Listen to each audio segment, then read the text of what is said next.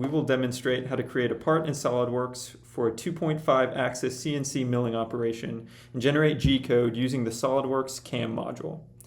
First, we'll create the part in SolidWorks. Start by opening the SolidWorks software. Then go to File, New, and select Part. Choose a sketch plane. You can do top, right, or front plane, but we recommend using the top plane for this operation. Create a rectangle with dimensions 3 by 3 inches to match the size of the wax block provided.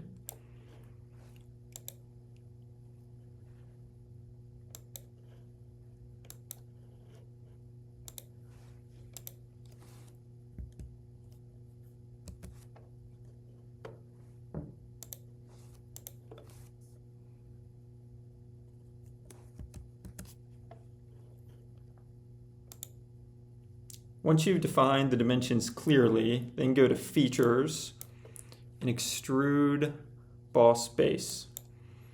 Then extrude the rectangle to a thickness of 1 inch, or any thickness between 1 and 3 inches, as it won't affect the operation in this context.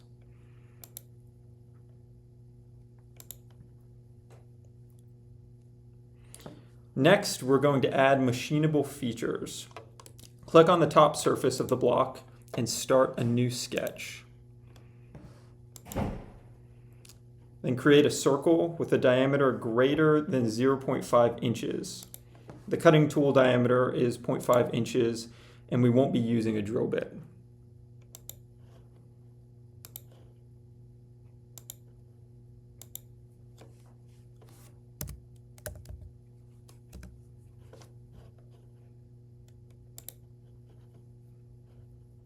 You can also add a slot or any other features. Just ensure that the features are wider than 0.5 inches in diameter.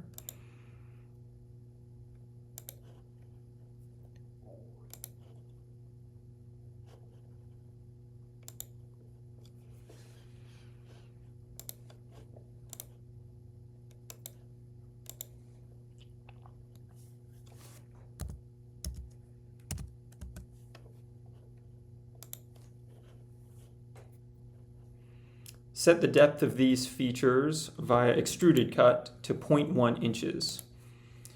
You can use up to 0.2 inches, but we recommend keeping it at 0.1 inch.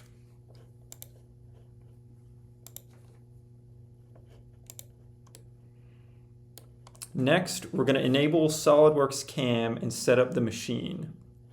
If SolidWorks CAM is not enabled, click the drop-down arrow next to the gear icon and then enable SolidWorks CAM 2025.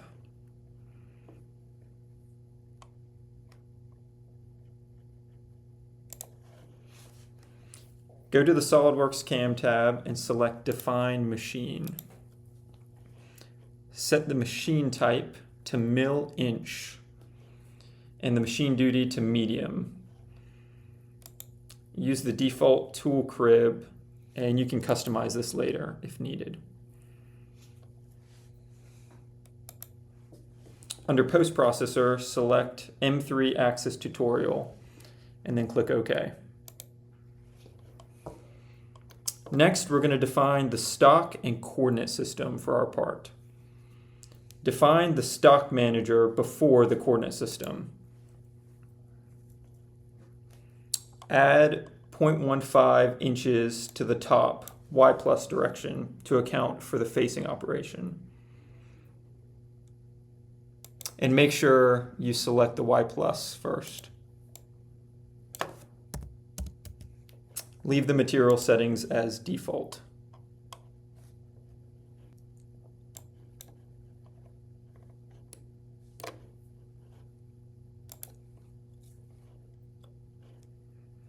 Next, define the coordinate system. Click on a corner of the bounding box.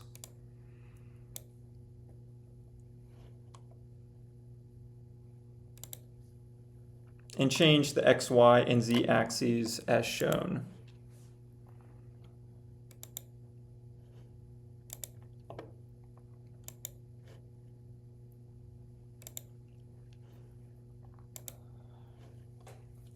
Make sure you inform your TA which corner you selected as the origin.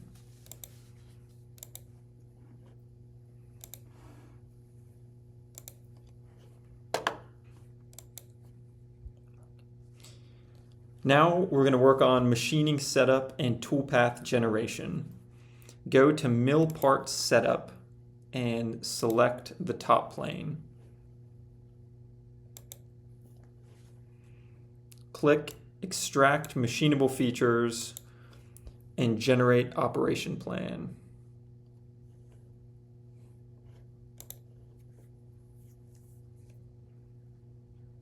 Then click Generate Toolpath.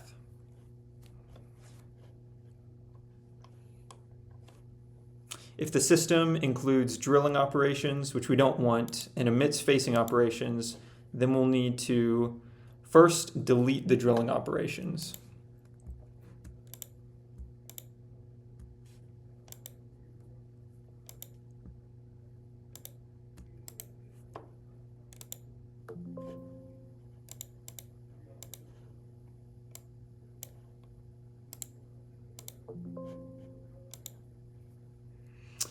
Now, on Mill Parts Setup, choose 2.5 axis mill operation and rough mill.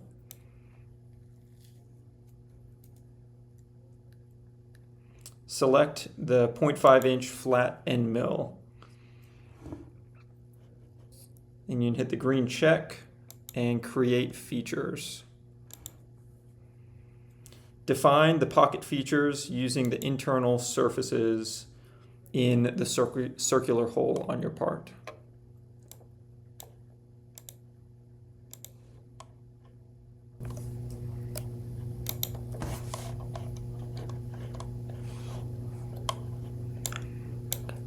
Now set the end condition to up to face, and then select the bottom face of the feature.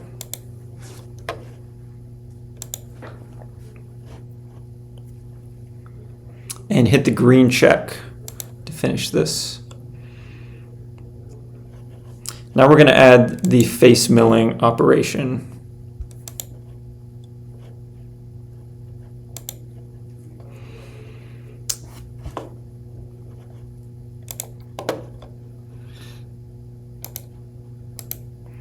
We're going to go to Mill Part Setup,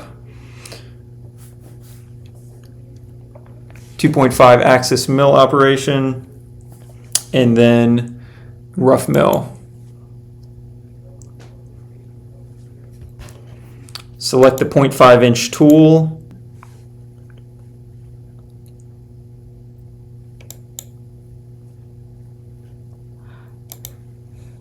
We're going to define a face feature similar to how we did the pocket feature.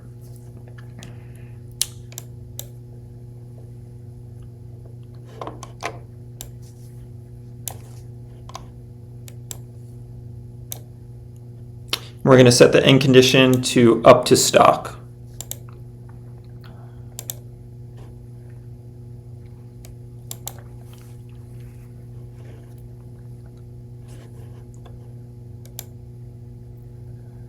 Hit the green check.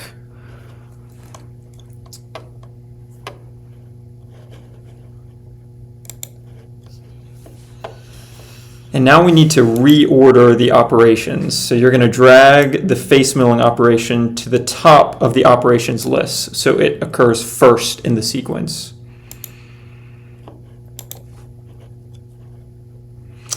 And remember, when you change anything, click Generate Toolpath.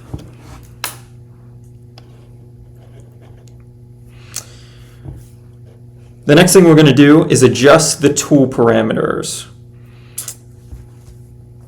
The tool size is 0.5, which is correct, but if that's different, you can change it if needed.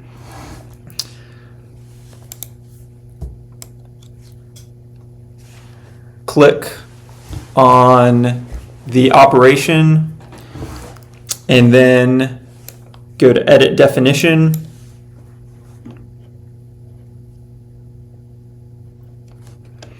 And if you needed to change the tool, you could go to Tool and Tool Crib and select the appropriate tool size.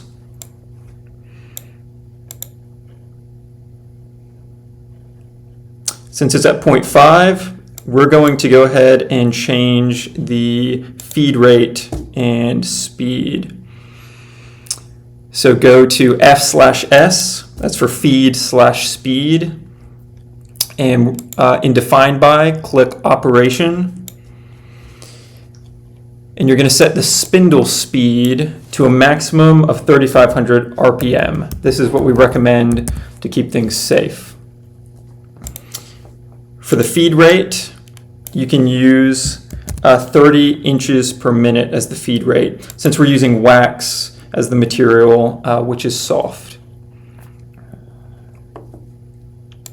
Now you can click OK and repeat this process for each operation.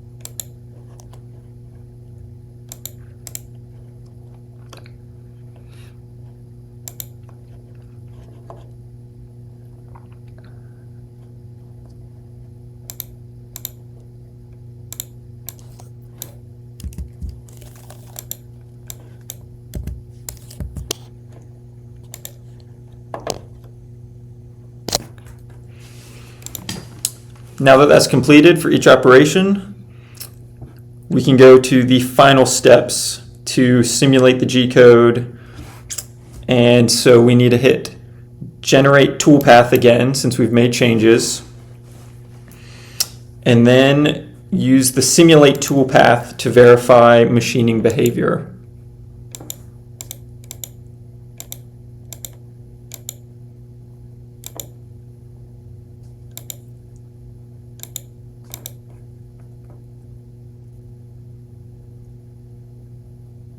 And if needed, you can add a contour mill operation for finishing, but this is optional.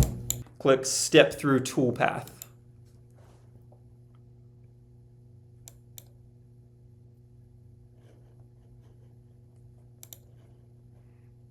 All right, now you can hit Post-Process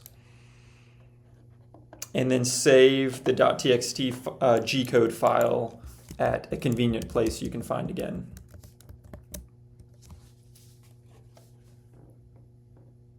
And hit the play button.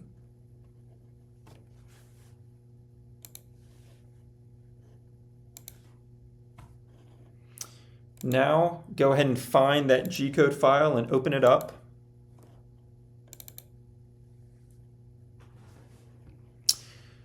Use Control F to search for tool number and holder number. Search for T for tool number. And when you find that line, change it to 1 instead of 3 in this case. Then search for H for holder number. And again, change to 1 instead of whatever number, like a 3 in this case. One other optional thing you can do is search capital S to verify the spindle speed. It should be below 4,000 to 5,000 RPM for safety. In this case, it's at 3,500. Now you can save this file, and when you submit your work, remember that you're going to bring both the SolidWorks part file and this G-code.txt file to show your TA.